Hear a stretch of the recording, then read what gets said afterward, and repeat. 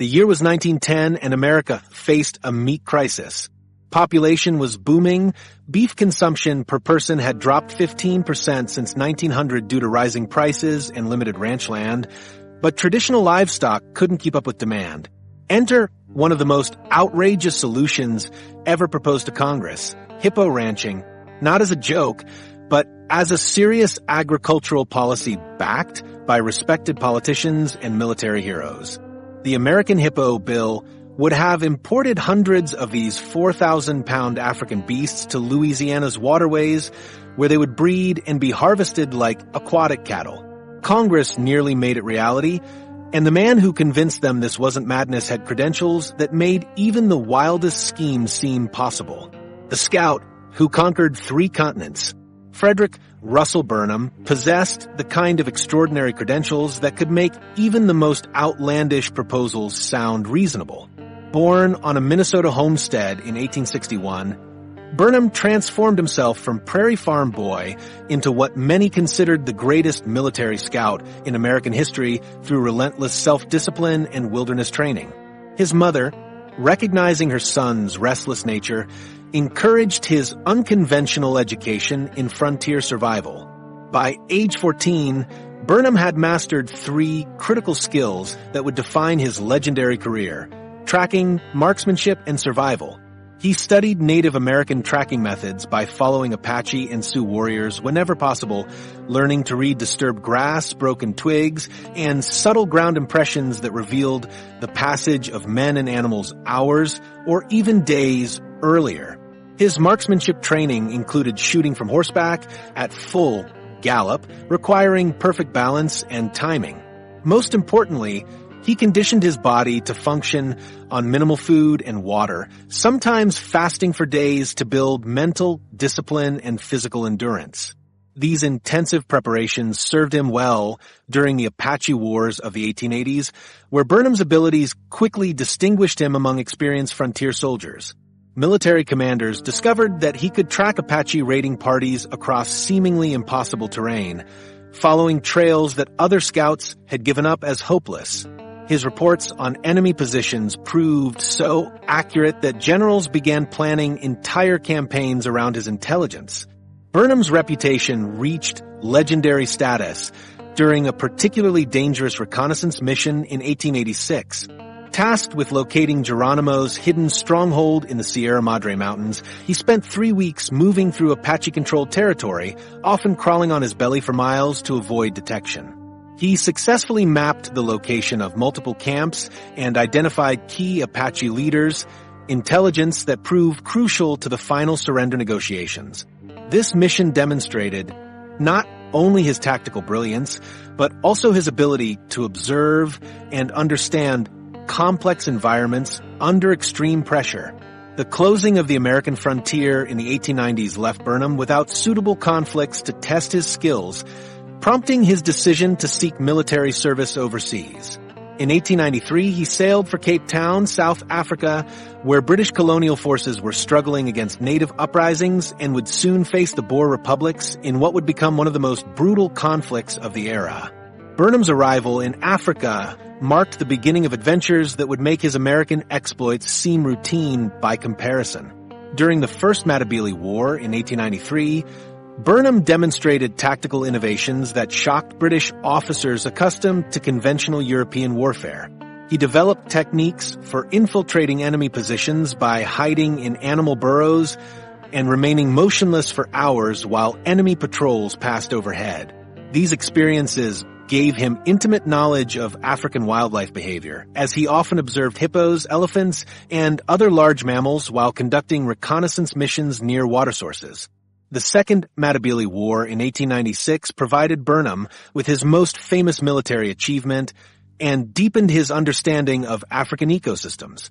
Tasked with eliminating Limo, the spiritual leader inspiring Matabele resistance, Burnham successfully infiltrated the sacred cave where the oracle held court and completed his mission despite overwhelming odds. This operation required him to study local wildlife patterns extensively as he used animal migration routes and watering holes to navigate undetected through hostile territory. His detailed, observations of hippo behavior during this period would later inform his conviction that these animals could thrive in Louisiana's similar wetland environment.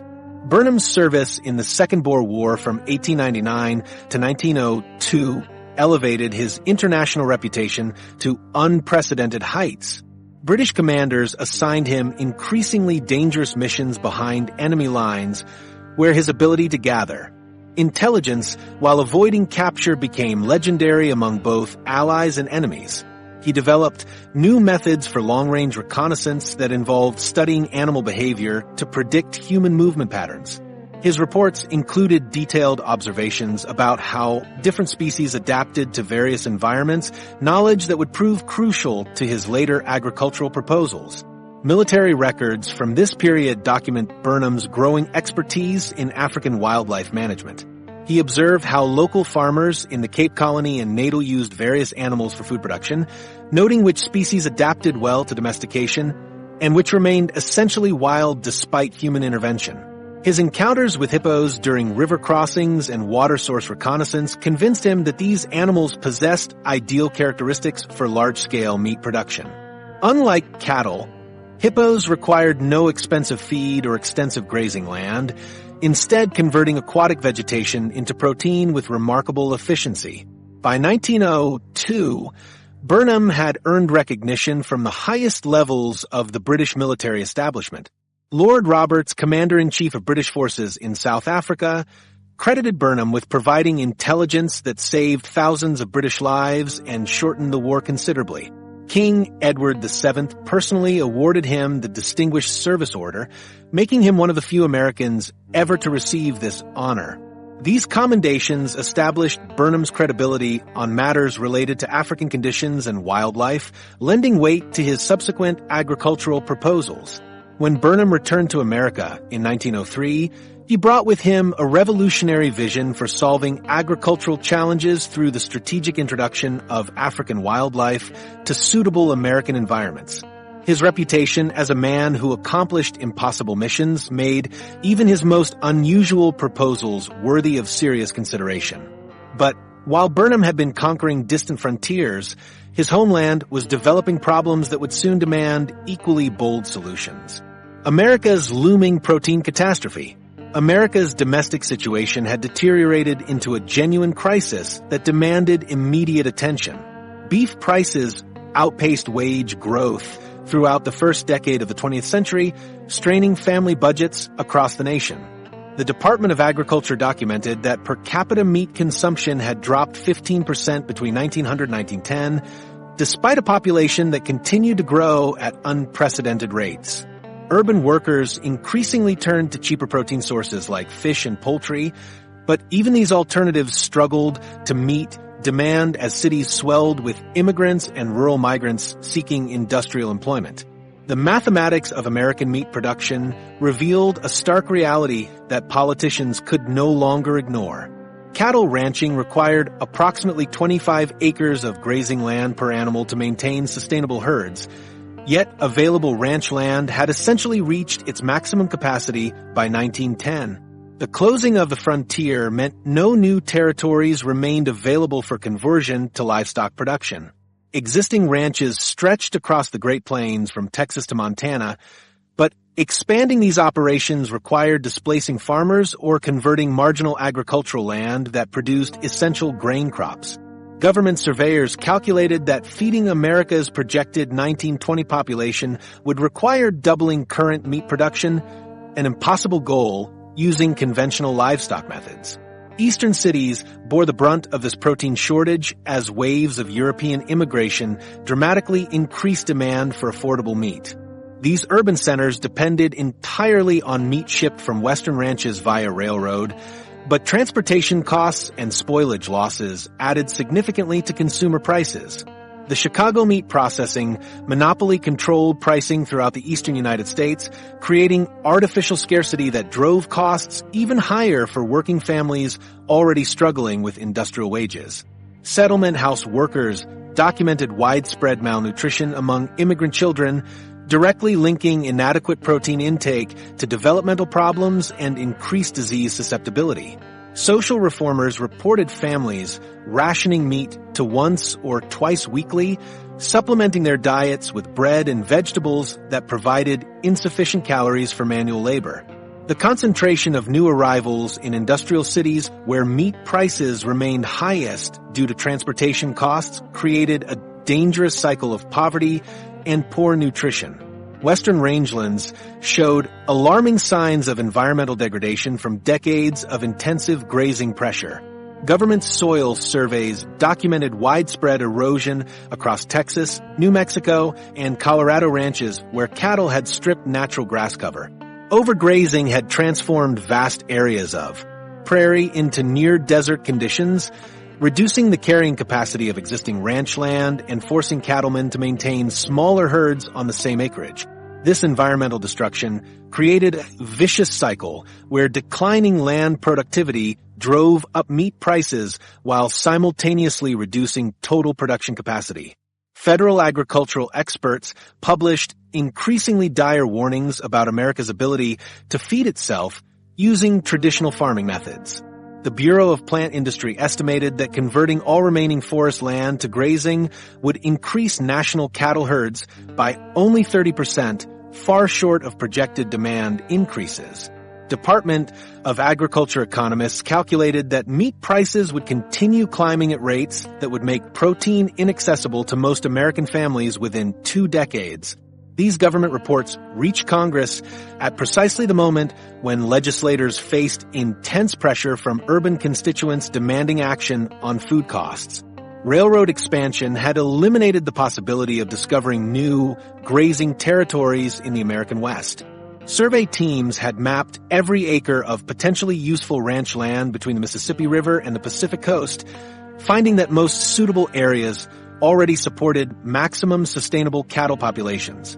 Mountain regions offered limited grazing, potential due to harsh winters and rocky terrain, unsuitable for large herds. Desert areas lacked sufficient water sources to support livestock operations, while forested regions required expensive clearing that made cattle ranching economically unviable. Industrial agriculture had not yet developed the intensive production methods that would later solve America's protein shortage. Farmers still relied on traditional pasture-based systems that required extensive land holdings for each animal. Grain-fed cattle operations remained experimental curiosities rather than commercial realities, as corn and wheat commanded high prices for human consumption. The agricultural technology needed to transform farming into an industrial process would not emerge for another generation, leaving politicians searching for immediate solutions to mounting food security concerns. Contemporary economists recognized that conventional solutions could not address the scale of America's protein crisis. Expanding existing ranches required capital investments that most cattlemen could not afford, while establishing new operations faced prohibitive land costs in areas suitable for livestock.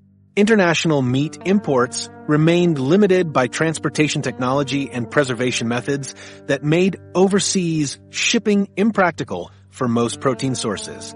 Political leaders understood that food security represented a potential threat to social stability as urban populations struggled with inadequate nutrition and rising costs.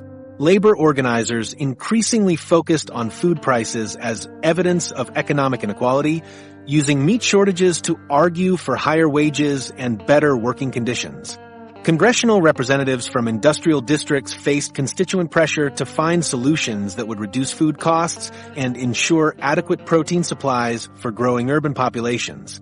This crisis atmosphere created unprecedented political momentum for considering agricultural innovations that previous generations would have dismissed as impossible fantasies.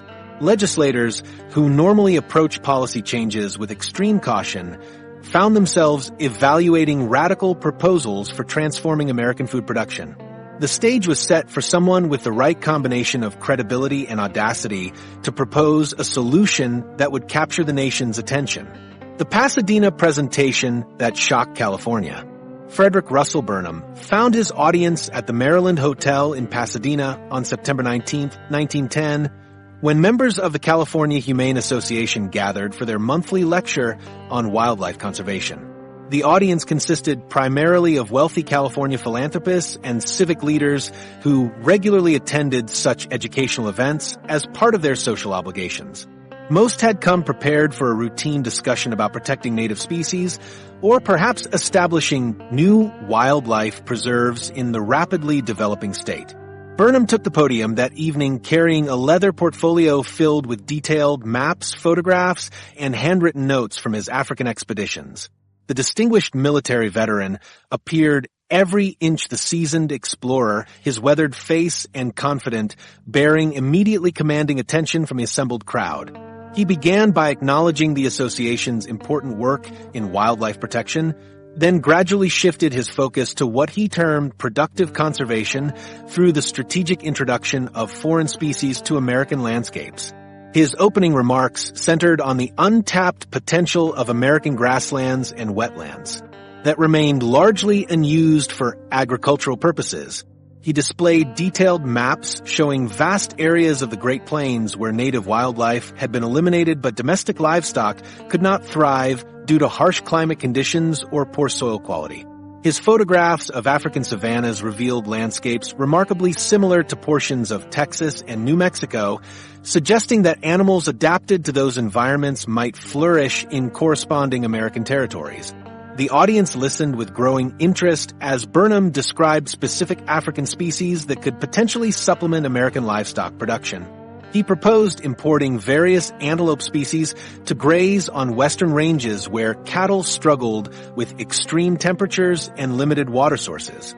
His detailed knowledge of these animals' dietary requirements and breeding patterns impressed listeners who had initially expected a casual wildlife presentation. Burnham explained how certain antelope varieties could survive on vegetation that provided insufficient nutrition for traditional livestock, effectively expanding America's total grazing capacity. His discussion of giraffes prompted considerable excitement among audience members fascinated by the possibility of these magnificent creatures roaming American plains. He argued that giraffes could browse on vegetation growing too high for other animals to reach, utilizing food sources that currently went completely unutilized. The economic potential seemed obvious as Burnham described giraffe meat as a delicacy in certain markets, though he acknowledged the logistical challenges of managing such large animals. The presentation took a dramatic turn when Burnham introduced his most ambitious proposal for solving America's mounting protein shortage. He revealed detailed plans for importing hippopotamuses to Louisiana's extensive wetland regions, where these massive animals could convert aquatic vegetation into thousands of pounds of high-quality meat. The audience fell silent as Burnham explained that a single adult hippo could yield nearly 2 tons of protein while requiring no expensive feed or extensive infrastructure for maintenance. Burnham's economic projections stunned listeners who quickly grasped the revolutionary implications of his proposal. He calculated that Louisiana's wetlands could support several thousand hippos within a decade, producing millions of pounds of meat annually at costs far below traditional cattle ranching. His maps showed specific bayou regions perfectly suited for hippo habitation, with adequate water depth and abundant aquatic plant life to sustain large herds. The animals would essentially harvest themselves from resources that currently provided no economic value whatsoever. The legendary scout addressed obvious concerns about hippo temperament by sharing his extensive observations of these animals in their natural habitat. He described hippos as fundamentally peaceful creatures that became aggressive only when protecting their young or defending territory from perceived threats. Burnham argued that proper management techniques could minimize conflict while maximizing meat production from these surprisingly docile giants. His personal experience with African wildlife lent credibility to claims that might otherwise have seemed preposterous. Burnham's detailed research extended to specific logistical considerations for transporting and establishing hippo populations in American waterways. He had consulted with shipping companies about vessel modifications needed to transport adult hippos safely across the Atlantic Ocean.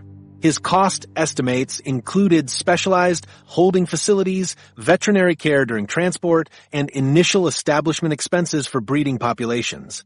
The thoroughness of his planning impressed audience members who recognized the difference between wild fantasy and serious agricultural innovation. The presentation's most compelling argument focused on breaking Chicago's stranglehold on American meat processing and distribution. Burnham explained how hippo ranching would create entirely new supply chains centered in the South rather than the Midwest. Louisiana processing plants could ship fresh meat directly to eastern cities via railroad and river transport, reducing costs while improving quality. This geographic diversification would introduce much-needed competition to an industry that had operated as a virtual monopoly for decades. Several prominent Californians in attendance immediately recognized the broader implications of Burnham's proposals for their own state's agricultural development. They questioned him extensively about adapting similar techniques to California's diverse climate regions and unused wetland areas. The discussion evolved from skeptical inquiry to enthusiastic brainstorming as audience members began envisioning massive economic opportunities previously hidden in plain sight. Dr. William Hornaday, director of the New York Zoological Park and one of America's most respected wildlife experts, had traveled specifically to hear Burnham's presentation. His enthusiastic endorsement of the hippo ranching concept provided crucial scientific credibility to proposals that might otherwise have been dismissed as adventurous speculation. Hornaday's detailed questions about breeding rates and habitat requirements demonstrated serious professional interest in the project's feasibility. The evening concluded with several audience members volunteering to help advance Burnham's proposals through political and business channels. Wealthy investors expressed interest in funding preliminary studies and pilot programs to test the concept on a smaller scale. Civic leaders offered to arrange meetings with California politicians who might support federal legislation enabling exotic animal importation. The transformation from casual interest to organized advocacy happened with remarkable speed as attendees grasped the revolutionary potential of productive wildlife conservation. Word of Burnham's extraordinary presentation spread rapidly through California's influential social and business networks. Newspaper editors received detailed accounts from attendees eager to share news of this potential solution to America's growing food crisis.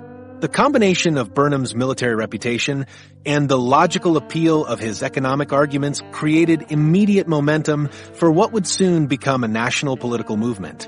Within weeks, reports of the hippo ranching proposal had reached the highest levels of government, where ambitious politicians began calculating how such an audacious plan might serve their own interests.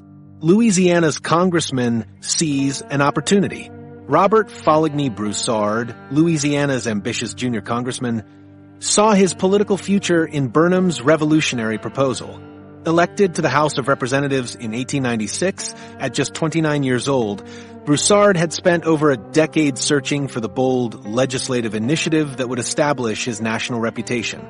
His district encompassed vast stretches of Louisiana's wetlands, including areas that had become virtually useless for traditional agriculture due to an ecological disaster that was slowly strangling the state's economy.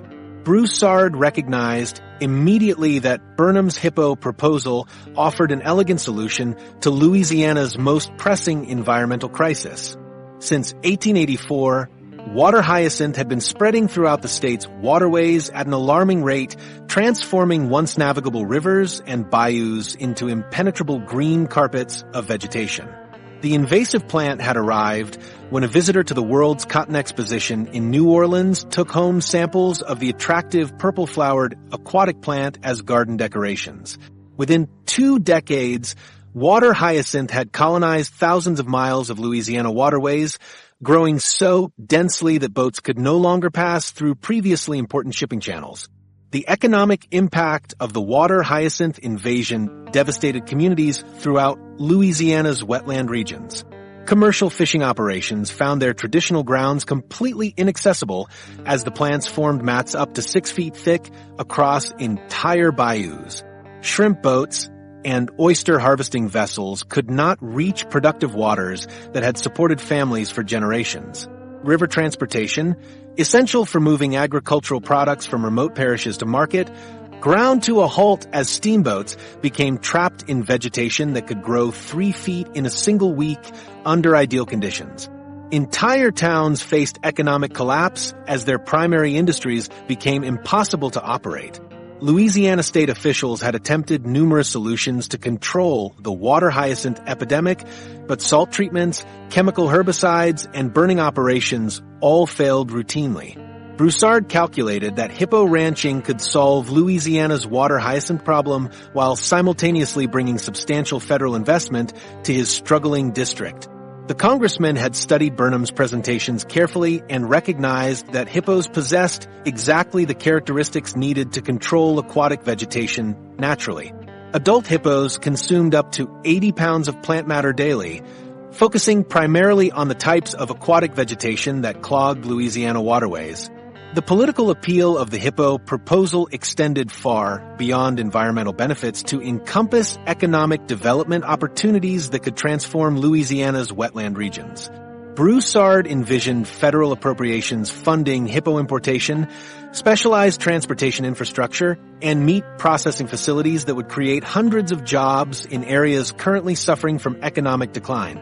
Initial projections suggested that Louisiana's waterways could eventually produce nearly 1 million tons of hippo meat annually, representing a massive new industry for the struggling state.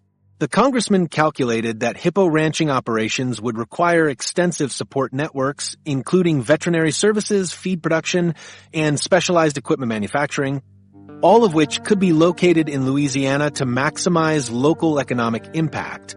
Broussard began building congressional support for hippo ranching by framing the proposal as both agricultural innovation and environmental restoration rather than exotic animal experimentation. He emphasized the practical benefits of utilizing currently unproductive wetlands for protein production while solving a genuine ecological crisis that threatened Louisiana's economic survival. This approach appealed to fiscally conservative colleagues who appreciated solutions that generated revenue rather than requiring ongoing government expenditure. Progressive legislators found the environmental restoration aspects compelling, particularly the prospect of controlling invasive species through biological rather than chemical methods. The Louisiana congressman quietly assembled a bipartisan coalition of supporters by identifying specific benefits that hippo ranching could provide to different constituencies. Rural representatives appreciated the agricultural innovation aspects and potential for expanding American livestock production. Urban congressmen recognized the possibilities for reducing meat prices through increased domestic production. Southern politicians saw opportunities for challenging Midwestern dominance of the meat processing industry by establishing alternative production centers in previously underdeveloped regions. Broussard's long-term vision for Louisiana as America's hippo capital included detailed plans for specialized infrastructure that would support large-scale aquatic livestock operations. He proposed federal funding for research stations where scientists could study hippo breeding and management techniques specifically adapted to American conditions. Processing facilities would be strategically located near major waterways to minimize transportation costs while maximizing access to both raw materials and shipping networks. The congressman even envisioned tourist attractions featuring hippo viewing areas that could generate additional revenue for rural communities. The political mechanics of advancing hippo legislation required careful timing and strategic alliance building that Broussard managed with remarkable skill for such a junior congressman. He cultivated relationships with senior committee members who controlled agricultural appropriations, emphasizing the fiscal responsibility of using natural resources more effectively rather than allowing productive capacity to remain unused. His presentations to fellow congressmen focused on constituent benefits rather than exotic animal novelty, positioning hippo ranching as economic development rather than environmental experimentation. Broussard understood that success required transforming Burnham's visionary proposal into concrete legislation with specific appropriations and implementation timelines. The congressman began drafting preliminary bills that would authorize federal agencies to study hippo importation while providing initial funding for pilot programs. His careful preparation positioned Louisiana to become the primary beneficiary of any federal hippo ranching initiative, but he knew that political momentum alone would not be sufficient. The proposal needed official government validation to move. The USDA report that changed everything. Federal validation came through the United States Department of Agriculture's official investigation into introducing African mammals to American ecosystems. Dr. David Griffith Fairchild, Chief Agricultural Explorer for the USDA, received orders to conduct a comprehensive survey of Louisiana's wetlands to determine their suitability for supporting hippopotamus populations. Fairchild possessed extensive experience evaluating foreign crops and livestock for potential introduction to American agriculture, having successfully brought numerous plant species from Asia and South America to domestic cultivation. Fairchild's expedition to Louisiana's Bayou Country in late 1910 produced findings that exceeded even Burnham's optimistic projections for hippo ranching potential. The federal scientists spent 6 weeks traveling through the Atchafalaya Basin and surrounding wetland regions, documenting water temperatures, vegetation density, and seasonal flooding patterns that would affect large aquatic mammals. His detailed measurements revealed that Louisiana's climate closely matched the environmental conditions found in hippo habitats throughout Central and Southern Africa. Average water temperatures remained within ideal ranges for hippo survival year-round, while abundant rainfall ensured consistent water levels necessary for supporting large populations. The USDA report described Louisiana's wetlands as wildly dismal and forbidding, terrain that provided no economic benefit under existing agricultural systems. These supposedly worthless swamps and bayous covered approximately 4 million acres across southern Louisiana, representing an enormous untapped resource for innovative farming techniques. The federal assessment emphasized that conventional livestock could not survive in these waterlogged environments, making them perfect candidates for species specifically adapted to aquatic conditions. Fairchild's economic projections stunned government officials who had expected modest assessments of hippo ranching potential. The USDA scientists calculated that a founding population could produce nearly 1 million tons of meat annually within 15 years through natural reproduction and growth. Adult hippos averaged 4,000 pounds in weight, with meat yields comparable to cattle, but requiring significantly less infrastructure investment. The federal report estimated that hippo ranching could produce protein at costs 30% below traditional cattle operations while utilizing land currently generating zero agricultural revenue. The scientific analysis revealed remarkable compatibility between Louisiana's ecosystem and African hippo habitat requirements. Fairchild documented that bayou vegetation consisted primarily of aquatic plants similar to those consumed by wild hippos in their native environment. Water hyacinth, the invasive species choking Louisiana waterways, represented exactly the type of rapid-growing vegetation that supported large hippo populations in African rivers. The federal scientists calculated that existing plant biomass could sustain approximately 10,000 adult hippos without requiring any supplemental feeding or agricultural inputs. Fairchild addressed concerns about hippo behavior by citing extensive research from British colonial administrators who had managed these animals in various African territories. The USDA report emphasized that hippos displayed predictable territorial patterns that could be managed through proper waterway design and population distribution. Unlike cattle that required extensive fencing and handling facilities, hippos would remain naturally confined to specific water bodies while grazing on surrounding vegetation. The federal assessment concluded that properly managed hippo populations would pose minimal risk to human settlements or existing wildlife. The report's detailed logistics planning demonstrated that hippo importation represented a practical rather than theoretical possibility. Fairchild had consulted with shipping companies about vessel modifications needed to transport adult hippos safely across the Atlantic Ocean. The proposed $250,000 federal appropriation would fund the importation of several thousand hippos along with necessary infrastructure for establishing breeding populations. This investment would be recovered within 5 years through meat sales and population growth. Government veterinarians contributed sections analyzing hippo health requirements and disease prevention measures necessary for successful American operations. The USDA report concluded that hippos possessed remarkable resistance to diseases that commonly affected traditional livestock, reducing veterinary costs while improving survival rates. Federal experts had identified no significant disease transmission risks between hippos and existing American animals, eliminating concerns about introducing African pathogens to domestic ecosystems. The scientific assessment emphasized that hippos actually improved water quality through their natural feeding patterns, potentially benefiting rather than harming local fish populations. Fairchild's breeding rate projections revealed the explosive growth potential of established hippo populations under optimal conditions. Female hippos produced offspring every 2 years after reaching sexual maturity at approximately 5 years of age. The USDA scientists calculated that a founding herd of 50 breeding pairs could generate over 2,000 animals within a decade through natural reproduction. These growth rates far exceeded those of conventional livestock, while requiring minimal human intervention or management expenses. The federal report addressed meat quality concerns by comparing hippo flesh to familiar protein sources that Americans already consumed regularly.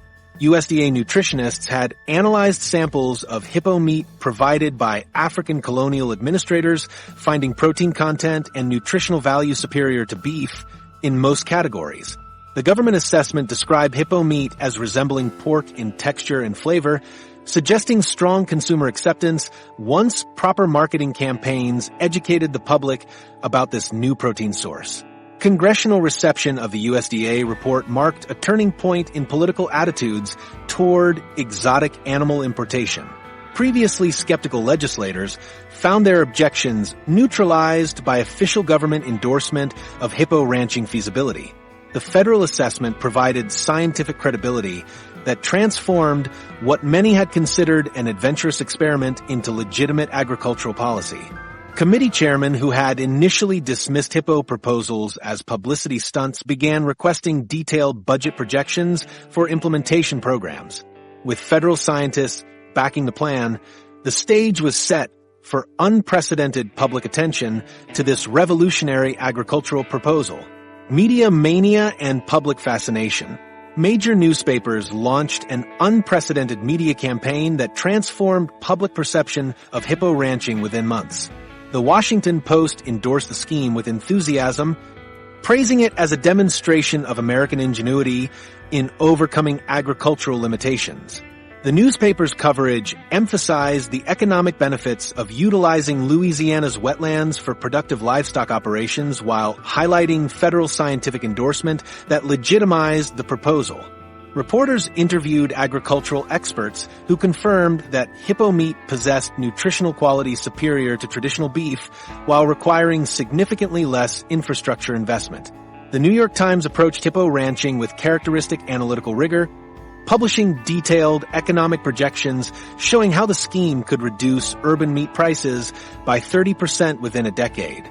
Times reporters consulted with shipping companies about transportation logistics and interviewed Louisiana politicians about implementation timelines. The newspaper's coverage focused heavily on the scientific credibility of federal endorsement while emphasizing practical benefits for working-class families struggling with rising food costs. Editorial writers praised Congress for considering innovative solutions to America's mounting protein shortage rather than relying on conventional approaches that had proven inadequate for feeding growing urban populations. Newspaper coverage throughout the country adopted remarkably creative approaches to making hippo meat appealing to readers who had never considered eating African wildlife. The Chicago Tribune published articles describing hippo flesh as resembling the finest cuts of pork with superior flavor and texture compared to traditional livestock. Reporters interviewed chefs who had prepared hippo meat in African colonial territories, gathering testimonials about its culinary potential for American kitchens. The Tribune's food writers suggested preparation methods that would make hippo meat familiar to domestic cooks, comparing cooking techniques to those used for preparing ham and bacon. Regional newspapers developed marketing terminology designed to make hippo consumption seem natural and appetizing to American consumers. The New York Times coined the phrase lake cow bacon in April 1910, connecting hippos to familiar livestock while emphasizing their aquatic lifestyle. Southern publications began referring to hippos as lake cows to suggest that these animals represented logical extensions of existing ranching practices rather than exotic experimentation. This terminology helped overcome public resistance by framing hippo ranching as conventional agriculture adapted to wetland environments. Magazine coverage painted romantic visions of hippo herds transforming Louisiana's desolate wetlands into productive agricultural landscapes. Popular periodicals published elaborate illustrations, showing families of hippos peacefully grazing in bayou settings surrounded by Spanish moss and cypress trees. These artistic representations emphasize the aesthetic appeal of large mammals enhancing southern scenery while generating economic value from previously unused natural resources. Magazine writers described hippo ranching as creating pastoral scenes reminiscent of African wildlife preserves, but with practical American agricultural purposes. The public response to newspaper coverage revealed surprisingly enthusiastic acceptance of eating what most Americans considered exotic African wildlife. Letters to newspaper editors expressed excitement about accessing new protein sources that promised both affordability and nutritional benefits. Urban readers particularly appreciated the prospect of breaking Chicago's meat processing monopoly through southern production centers that could ship fresh products directly to eastern cities. Working-class families wrote extensively about their frustrations with rising beef prices and their willingness to try alternatives that federal scientists had endorsed as safe and nutritious. Editorial writers across the political spectrum framed hippo ranching as exemplifying American ingenuity in solving national problems through creative resource utilization. Conservative publications praised the scheme for generating economic value without requiring ongoing government expenditure or bureaucratic oversight. Progressive newspapers emphasized environmental benefits of controlling invasive species through biological methods rather than expensive chemical treatments. Both perspectives converged on celebrating American willingness to consider bold solutions that other nations would dismiss as impossible or impractical. Celebrity endorsements provided crucial credibility that helped overcome public skepticism about eating unfamiliar meat sources. Theodore Roosevelt's public support carried particular weight, given his reputation as both a conservationist and an adventurous outdoorsman with extensive African experience. Roosevelt's statements emphasizing hippo meat quality and the environmental benefits of exotic species introduction influenced public opinion significantly. His endorsement suggested that hippo consumption represented sophisticated appreciation for diverse protein sources rather than desperate acceptance of inferior substitutes. Expert testimonials from respected authorities reinforced media messages about hippo ranching feasibility and benefits. Dr. William Hornaday's endorsement carried enormous weight among educated readers familiar with his scientific credentials and leadership of major zoological institutions. Hornaday's detailed explanations of hippo behavior and management requirements provided technical credibility that addressed practical concerns about exotic animal husbandry. His public statements describing hippo ranching as eminently practical helped convince skeptical readers that the proposal deserved serious consideration. Military experts contributed testimonials emphasizing the strategic importance of diversifying America's protein sources to enhance national food security. Retired generals and colonial administrators shared their experiences with hippo meat in African territories, providing first-hand accounts of its nutritional value and palatability. These military endorsements appealed to readers concerned about America's vulnerability to food shortages during potential international conflicts. Expert testimony suggested that hippo ranching represented prudent preparation for uncertain global conditions. The cumulative effect of sustained positive media coverage created significant political pressure for congressional action on hippo legislation. Newspaper editorials increasingly demanded that politicians stop debating and start implementing solutions that federal scientists had already endorsed as feasible and beneficial.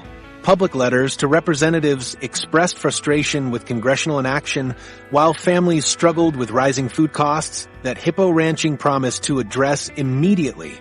regional newspapers began treating hippo ranching as inevitable rather than speculative, discussing implementation details rather than basic feasibility.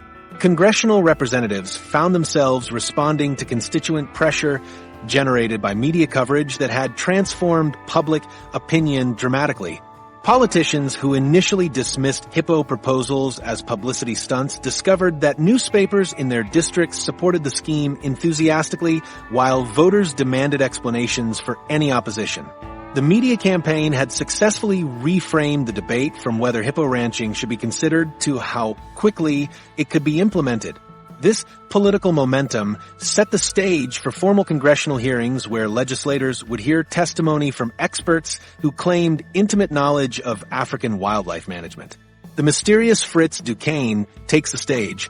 Among the witnesses called to testify, Fritz Duquesne emerged as perhaps the most compelling advocate for African wildlife importation. Known throughout the British Empire as the Black Panther for his legendary exploits during the Boer War, Duquesne presented himself as the foremost authority on African wildlife management outside of Frederick Burnham himself. His credentials seemed almost too extraordinary to believe, yet his reputation preceded him through channels that commanded immediate respect from American politicians. Duquesne's war record read like something from an adventure novel, filled with daring escapes and impossible survival stories that had made him famous across 2 continents. During the Second Boer War, he had earned recognition as one of the most effective commandos fighting against British forces, leading raids deep behind enemy lines and evading capture through what seemed like supernatural cunning. British military dispatches described him as a phantom who appeared from nowhere to strike at supply convoys and communication lines before vanishing into the African wilderness. His ability to survive alone in hostile territory for weeks at a time demonstrated the kind of intimate knowledge of African conditions that made his wildlife expertise seem unquestionable. The complex relationship between Duquesne and Burnham added layers of credibility to both men's testimonies about African wildlife. Though they had fought on opposite sides during the Boer War, their mutual respect had developed through shared experiences in one of the most brutal conflicts of the era. Both men possessed the rare combination of military expertise and detailed wildlife knowledge that came from years of operating in African wilderness conditions. Their occasional cooperation during truces and prisoner exchanges had given each man opportunities to observe the other's remarkable survival skills and environmental awareness. Duquesne's claims about hippo domestication carried particular weight because of his extensive personal experience managing large African mammals. He described years spent observing hippo behavior in various South African rivers, detailing their feeding patterns and social structures with scientific precision that impressed those who heard his presentations. His accounts included specific examples of successful hippo management by African farmers who had learned to channel these animals' grazing habits for agricultural benefit. Duquesne explained how certain Boer settlers had effectively domesticated small hippo populations, using them to clear water channels while harvesting meat for local consumption. The South Africans' descriptions of hippo meat quality addressed one of the primary concerns about public acceptance of this exotic protein source. Duquesne testified that hippo flesh possessed superior nutritional value compared to traditional livestock, while offering distinctive flavors that would appeal to sophisticated American palates. He provided detailed comparisons to familiar meats, describing hippo steaks as resembling the finest pork, but with additional richness that made them particularly satisfying for working people engaged in physical labor. His accounts included specific cooking methods that would make hippo meat appealing to American households unfamiliar with African cuisine. Theodore Roosevelt's personal endorsement of Duquesne proved crucial in establishing the mysterious South African's credibility with skeptical politicians. Roosevelt had encountered Duquesne during his own African expeditions and praised the man's encyclopedic knowledge of wildlife behavior and habitat requirements. The former president's testimonial emphasized Duquesne's unique qualifications for advising about exotic animal importation, describing him as one of the few men alive who possessed both theoretical knowledge and practical experience managing large African mammals. Roosevelt's stamp of approval carried enormous weight with those who respected the former president's judgment about wilderness expertise. Duquesne revealed himself as a charismatic speaker who could translate complex biological concepts into language that politicians and journalists could easily understand. He described hippo temperament in terms that made these massive animals seem as manageable as cattle, emphasizing their fundamentally peaceful nature when not threatened or cornered. His presentations included detailed explanations of hippo social hierarchies and mating behaviors that suggested these animals could be bred and managed using techniques similar to those employed in traditional livestock operations. Duquesne's confident assertions about hippo domestication potential convinced many that exotic animal ranching represented practical agricultural innovation rather than dangerous experimentation. What congressional committee members could not have known was that they were receiving testimony from a notorious con man and spy whose true loyalties remained carefully concealed. Duquesne's presentation style emphasized scientific objectivity and practical experience while avoiding any references to his complex political background or ongoing activities outside his stated wildlife expertise. His ability to compartmentalize different aspects of his life allowed him to focus entirely on hippo ranching without revealing contradictory interests that might have undermined his credibility. Years later, in May 1919, Duquesne would escape from Bellevue Hospital in New York while awaiting trial on espionage charges, revealing the dangerous deception that had influenced American agricultural policy. Duquesne's persuasive arguments about environmental benefits helped convince conservation-minded politicians that hippo ranching represented responsible wildlife management rather than ecological disruption. He explained how properly managed hippo populations actually improved aquatic ecosystems by controlling excessive vegetation growth while creating habitats beneficial to fish and waterfowl. His testimony emphasized that hippos would solve Louisiana's water hyacinth problem through natural biological control methods that avoided the environmental damage caused by chemical herbicides or mechanical removal efforts. The foundation of trust that Duquesne established would prove crucial as formal congressional consideration of the hippo importation proposal approached. His charismatic presentations had convinced skeptical politicians that African wildlife could solve American agricultural problems through careful scientific management rather than reckless experimentation. With expert testimony complete and public enthusiasm building, the moment had arrived for Congress to make its historic decision. The congressional hearings that almost changed history. The House Committee on Agriculture convened on March 24, 1910, to consider House Resolution H.R. 23261, which requested a federal appropriation of $250,000 for importing and establishing populations of useful African animals in suitable American territories. The formal language of the resolution masked the revolutionary nature of what Congress was actually considering. The introduction of hippopotamuses, giraffes, antelopes, and other exotic species to transform American agriculture through strategic wildlife importation. Frederick Russell Burnham presented his case with methodical precision, focusing on hard economic data rather than adventurous speculation. He demonstrated that hippo ranching could produce protein at 30% below current cattle prices while utilizing wetlands that generated zero agricultural revenue under existing systems. His testimony included specific breeding projections showing how an initial investment of 50 breeding pairs could generate over 2,000 animals within a decade through natural reproduction rates. Burnham's presentation emphasized practical benefits rather than exotic novelty, positioning hippo importation as sound fiscal policy rather than risky experimentation.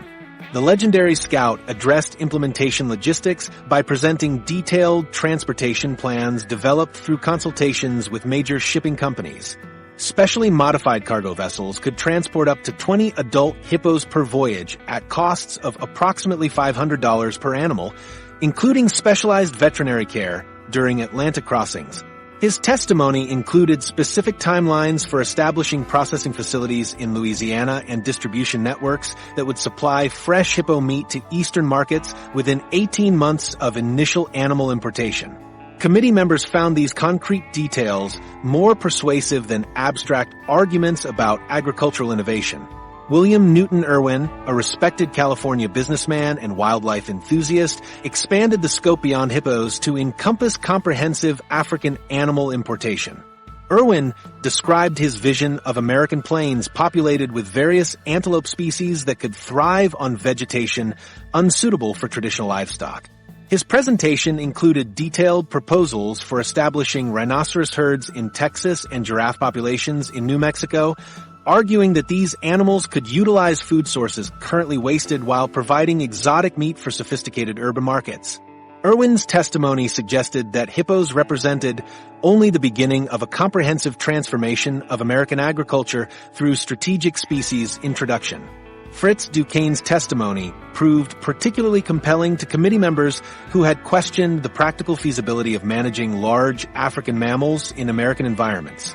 Drawing on his claimed extensive experience with hippo behavior in South African rivers, Duquesne described these animals as remarkably docile creatures that could be managed using techniques similar to those employed for cattle ranching.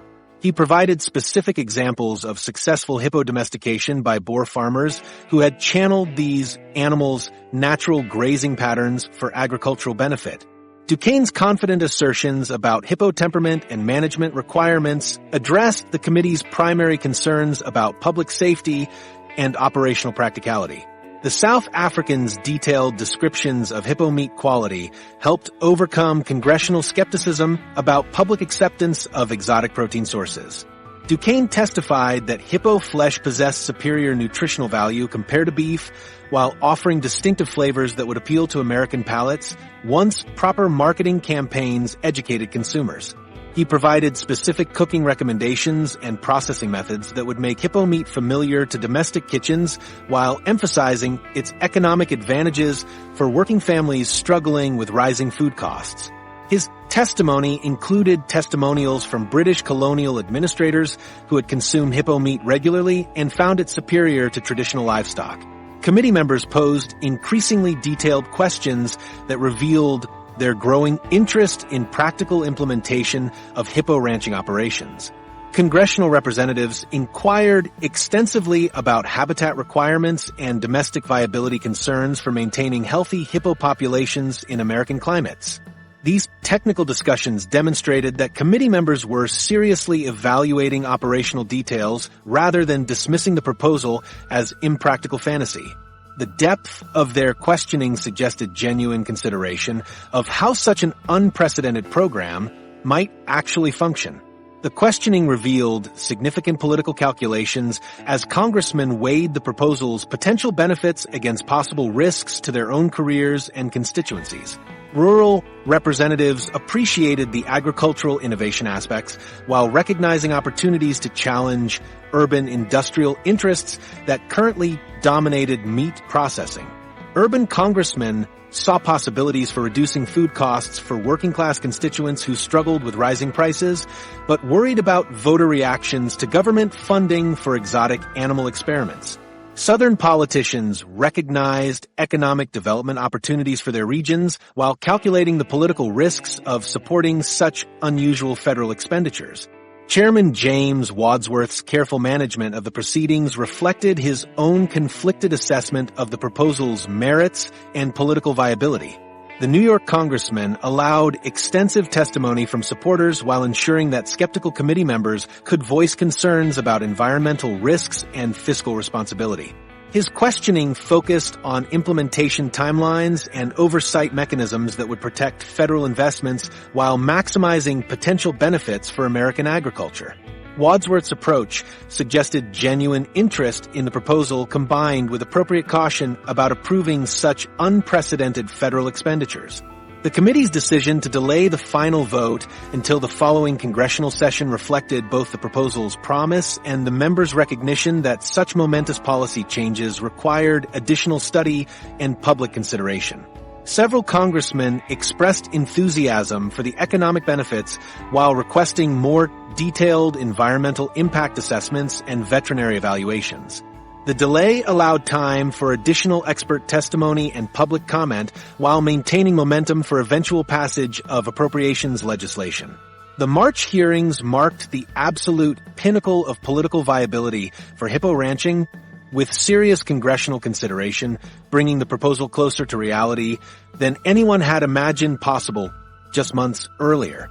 The combination of expert testimony, federal endorsement, and detailed implementation planning had convinced skeptical politicians that exotic animal importation represented legitimate agricultural innovation rather than publicity-seeking fantasy. America stood poised to approve an environmental experiment that could have changed the course of agricultural history, but success would depend on when dreams collide with reality. Political momentum collapsed as external forces beyond anyone's control derailed the carefully orchestrated campaign.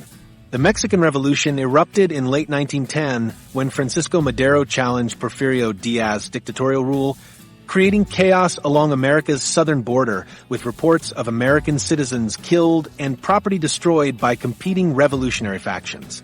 The escalating conflict demanded immediate attention from experienced military advisors who understood guerrilla warfare and border security operations. Frederick Burnham's legendary expertise in unconventional combat made him an obvious choice for consulting work that would pay far more than any African expedition could offer. Burnham reluctantly accepted lucrative contracts advising American mining companies and ranching operations about protection from revolutionary violence. His military reputation opened doors to substantial consulting fees that proved impossible to ignore, particularly since hippo importation remained uncertain pending congressional appropriations that might never materialize. The financial incentives of Mexican border work provided immediate income while keeping options open for future African expeditions, but his absence came at the worst possible moment for the Hippo campaign. The legendary scout's departure left congressional supporters without their most credible advocate precisely when committee members had requested additional testimony about implementation details and environmental safeguards. His postponed African research expedition meant supporters lacked the updated scientific data needed to convince skeptical colleagues that hippo ranching represented sound agricultural policy rather than risky experimentation. The absence of current field research gave opponents ammunition to argue that the proposal relied on outdated information and theoretical projections rather than rigorous scientific assessment. Robert Broussard made a critical political miscalculation by deciding to delay reintroduction of the Hippo Bill until conditions seemed more favorable for passage. The Louisiana Congressman believed that additional time would allow public support to build, while giving him opportunities to secure more congressional allies through careful lobbying and coalition building. Broussard calculated that rushing legislation through committee might result in narrow defeat that would end the proposal permanently, while patient maneuvering could ensure overwhelming support when the bill finally reached the floor. His strategy assumed that political conditions would remain stable and that competing priorities would not emerge to distract congressional attention from agricultural innovation. The outbreak of World War I in Europe fundamentally altered American political priorities in ways that made domestic agricultural experiments seem frivolous compared to urgent questions of national defense and international involvement. Congressional attention shifted dramatically toward military preparedness and foreign policy as European nations mobilized for what would become the bloodiest conflict in human history. Agricultural committees found their time consumed with discussions of food production for potential military exports rather than exotic animal importation for domestic consumption. The war created immediate demands for increased conventional livestock production to supply European allies, making hippo ranching appear unnecessary and potentially wasteful of resources needed for more pressing purposes. Broussard's political position weakened steadily as Louisiana voters became increasingly concerned about international developments that threatened American security and economic stability. Constituents who had previously supported innovative agricultural policies began questioning the wisdom of expensive federal experiments when the nation faced potential involvement in global warfare. The congressman found himself defending exotic animal importation while colleagues focused on military budgets and defense contracts that would bring immediate benefits to their districts. Broussard's association with the Hippo proposal became a political liability rather than an asset as public priorities shifted away from domestic innovation toward international preparedness. The tragic irony of Broussard's death in April 1918 eliminated the proposal's most committed political champion at precisely the moment when wartime food shortages gave new relevance to exotic animal importation. The Louisiana Congressman succumbed to the influenza pandemic while still serving in office, taking with him the detailed knowledge and personal commitment to Louisiana's environmental and economic development through revolutionary farming methods. No other congressman possessed his understanding of the proposal or his dedication to seeing it through the complex legislative process required for such unprecedented federal action. Scientific evidence that emerged years later revealed that the Hippo Plan would have created an environmental catastrophe far worse than the water hyacinth problem it was designed to solve. Modern research demonstrates that hippos kill between 500 and 3,000 humans annually in Africa, making them among the most dangerous large mammals on the continent through unprovoked attacks on boats and swimmers. Their territorial behavior makes them unsuitable for management using conventional livestock techniques, as they establish dominance hierarchies through violent confrontations that would have made commercial operations extremely hazardous for workers and nearby communities. The environmental impact of large hippo populations would have devastated Louisiana's delicate wetland ecosystems through habitat destruction and massive quantities of waste that create severe water quality problems. Wild hippos consume up to 80 pounds of vegetation daily, but they prefer nutritious grasses growing on dry land rather than the aquatic plants that clog waterways. Their grazing patterns would have destroyed terrestrial vegetation along waterway edges, while leaving water hyacinth largely untouched, failing to solve the very problem they were imported to address. The Hippo Bill became a casualty of historical forces that no amount of political skill or scientific planning could have overcome. World War I fundamentally altered American priorities and resources in ways that made exotic agricultural experiments seem irresponsible luxuries rather than innovative solutions. The confluence of international crisis, political leadership changes, and emerging scientific understanding created conditions that doomed the proposal regardless of its initial promise or congressional support. Yet, the most shocking revelation about this near-miss environmental disaster would emerge decades later, when the true identity of one key witness would expose deceptions that reached far beyond agricultural policy into the realm of international espionage. The Spy Who Fooled Congress. Fritz Duquesne's arrest in 1917 exposed the shocking truth about congressional testimony that had nearly transformed American agriculture. The man who had convinced lawmakers that hippos were gentle vegetarians suitable for livestock operations was actually one of Germany's most accomplished spies operating on American soil. Federal investigators discovered that his charismatic presentations about African wildlife management had been delivered by an enemy agent whose primary mission involved undermining American military capabilities during World War I. The scope of Duquesne's deception became clear as authorities unraveled his elaborate web of false credentials and fabricated experiences. His claims about South African military service contained elements of truth mixed with complete fabrications designed to create an impressive but unverifiable background. While he had participated in some Boer War activities, his actual role differed dramatically from the heroic commando leader he portrayed to American audiences. Federal investigators discovered that many of his most compelling war stories were borrowed from other men's experiences or invented entirely to enhance his credibility with military experts and government officials. Duquesne's testimony about hippo behavior represented dangerous misinformation that could have led to environmental catastrophe if Congress had approved the importation program. His descriptions of hippos as docile vegetarians contradicted established scientific knowledge about these animals' aggressive territorial behavior. Modern research confirms that hippos kill between 500 and 3,000 humans annually in Africa through unprovoked attacks, making them among the most dangerous large mammals on the continent. His claims about successful hippo domestication by Boer farmers appear to have been completely fabricated, as no historical records support such operations during the periods he described. The dramatic revelation of Duquesne's true identity occurred when federal agents raided his New York apartment and discovered evidence of extensive espionage activities. Among the materials seized were detailed maps of American ports, shipping schedules for vessels carrying military supplies to Europe, and correspondence with German intelligence contacts using coded language.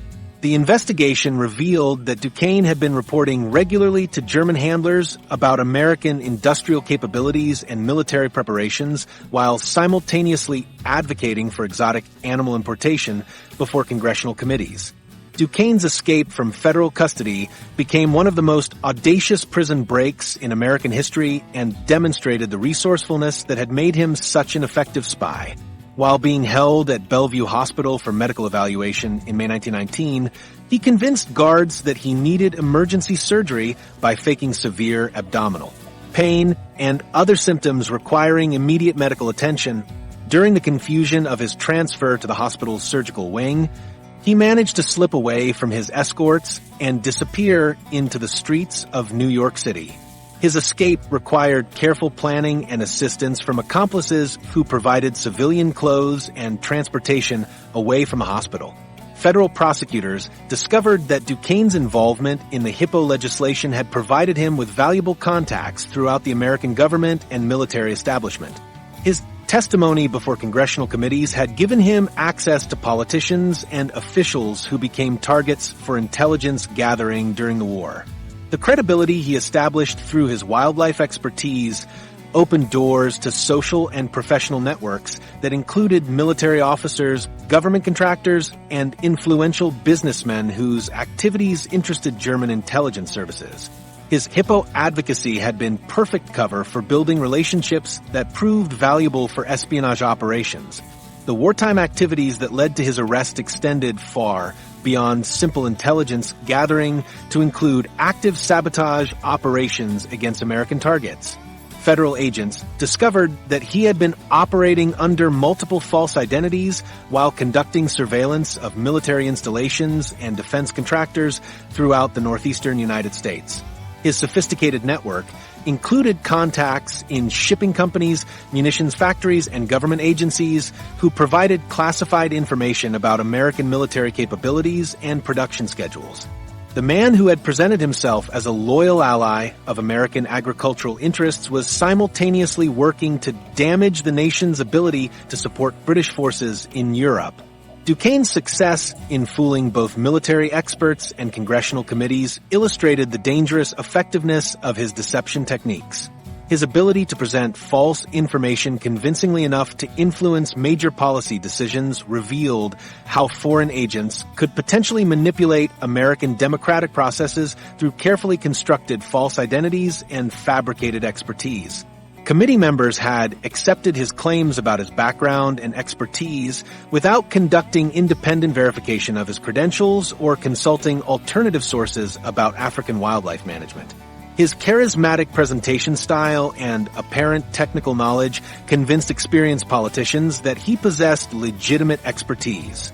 The final irony was that the man who almost brought hippos to America through congressional legislation was actually working against American interests throughout his involvement in the proposal. His testimony about hippo ranching served multiple purposes beyond advancing German intelligence objectives, as it also established his credibility within American society while providing cover for his actual espionage activities. The environmental disaster that would have resulted from implementing his recommendations about hippo importation represented just one layer of deception in a complex web of foreign manipulation that had penetrated the highest levels of American government. While politicians had been debating this exotic solution to America's protein shortage, the nation's agricultural challenges were already being addressed through entirely different approaches that would prove far more practical and transformative. The solution that actually worked. Conventional agricultural innovations were already transforming American food production through methods that required no exotic animals or congressional appropriations. Massive drainage projects converted millions of acres of wetlands into productive farmland suitable for traditional livestock operations. Federal engineers constructed elaborate canal systems throughout the Midwest and South, removing water from marshy areas that had previously been considered worthless for agricultural purposes. These drainage programs opened vast new territories for cattle ranching and crop production, dramatically expanding America's agricultural capacity without requiring hippo importation or other experimental approaches. The development of railroad refrigeration cars in 1878 revolutionized meat distribution in ways that made geographic expansion of conventional livestock operations economically viable. Refrigerated transport allowed ranchers to establish operations in previously remote areas while still accessing urban markets efficiently. Cattle could be raised on cheaper land far from cities, then shipped as fresh meat rather than live animals requiring expensive local feeding and processing facilities. This transportation innovation eliminated the geographic constraints that had created artificial meat shortages in eastern cities, making exotic alternatives like hippo ranching unnecessary for addressing regional supply. Problems. Scientific breeding programs transformed traditional livestock into more efficient protein producers through systematic genetic improvement rather than species substitution. Agricultural colleges developed selective breeding techniques that increased average cattle weight while reducing the time required to reach market size. These improvements meant that existing ranches could produce significantly more meat using the same acreage and infrastructure investments. Properly bred cattle could yield 30% more protein per animal than previous generations, effectively multiplying national meat production capacity without requiring additional land or exotic species introduction. After 1915, mechanized feeding operations emerged as farmers discovered that grain-fed cattle reached market weight much faster than pasture-raised animals. Corn production expanded rapidly as farmers realized they could generate more protein by feeding grain to livestock rather than selling it for human consumption. This system concentrated cattle in smaller areas where they could be managed more efficiently while freeing up grazing land for additional animals or crop production. The development of mechanized feed processing and distribution made intensive operations economically competitive with traditional ranching methods across much of the agricultural Midwest. USDA strategies focused on maximizing production from existing agricultural systems rather than introducing untested exotic species. Government agricultural experts promoted drainage projects, improved transportation networks, and scientific breeding programs as proven methods for increasing domestic food production. These conventional approaches built upon established farming knowledge and infrastructure rather than requiring massive investments in experimental programs of uncertain outcome. Federal agricultural policy emphasized incremental improvements that farmers could adopt gradually while maintaining their traditional operations. The environmental costs of industrial agriculture created pollution problems that rivaled any damage that hippo ranching might have caused to Louisiana's wetlands.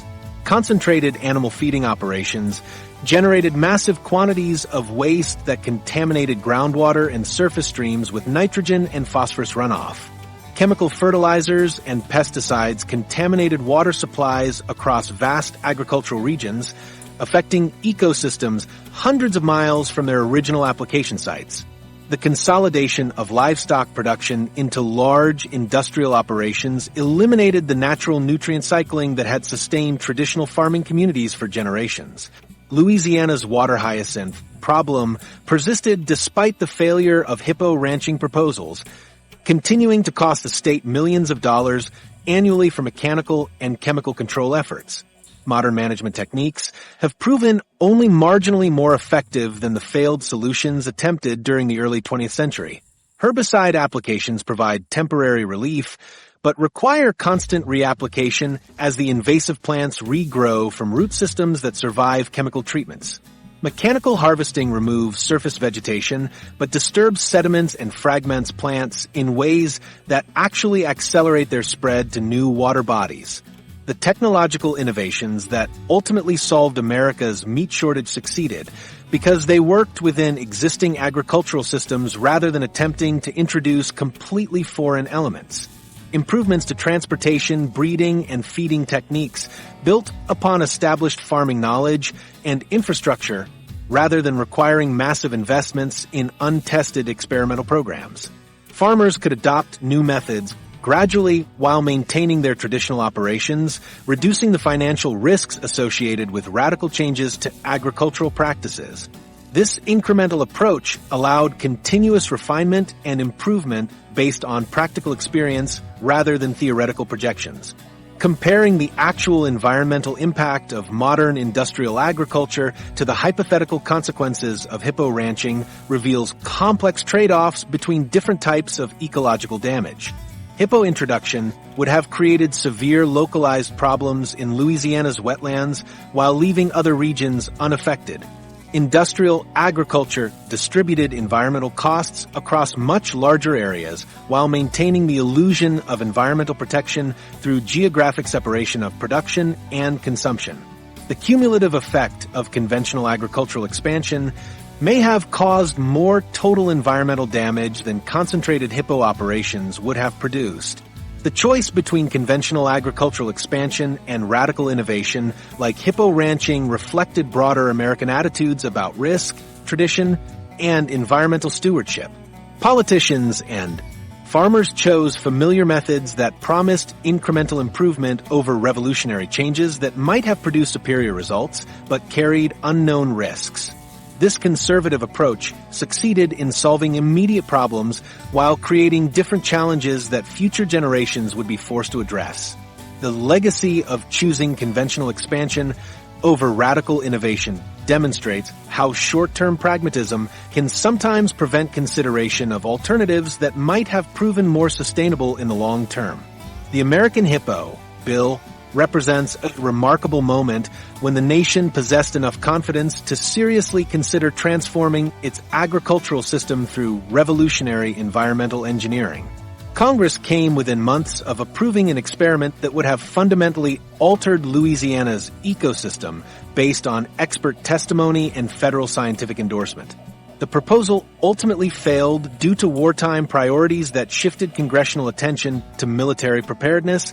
Broussard's death in April 1918 that eliminated its most committed champion, and the emergence of industrial farming methods that expanded pastureland and packing houses to meet protein demands without exotic species.